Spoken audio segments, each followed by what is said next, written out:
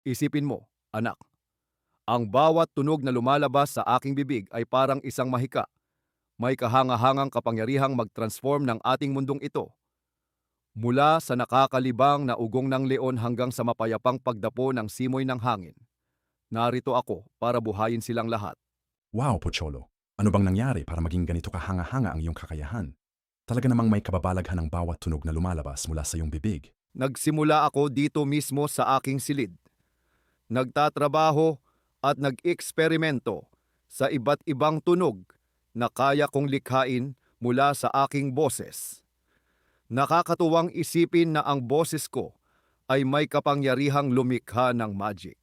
Ibig bang sabihin, ikaw ang may tangan ng sikreto kung bakit ang mundong ito ay tila isang makulay na obra na puno ng saya at kaligayahan? O Toto, ang bawat tunog at boses ay kumikilos para magbigay ng saya sa mga tao. Gusto kong ibahagi ito sa buong mundo. Pero paano natin maaalis ang mga takot ng mga tao, lalo na kung may bagyo? Para sa akin, ang boses ko ay isang makapangyarihang kasangkapan upang ipahayag ang aking pinagdaraanan. Subukan natin.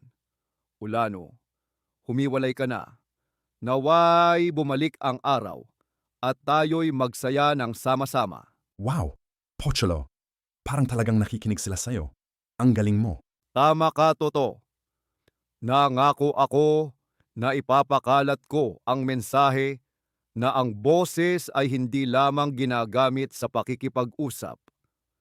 Ito ay isang kasangkapan ng inspirasyon at kaligayahan. Isang araw, magiging voice master din ako. Salamat sa tutulong sa akin, Pocholo.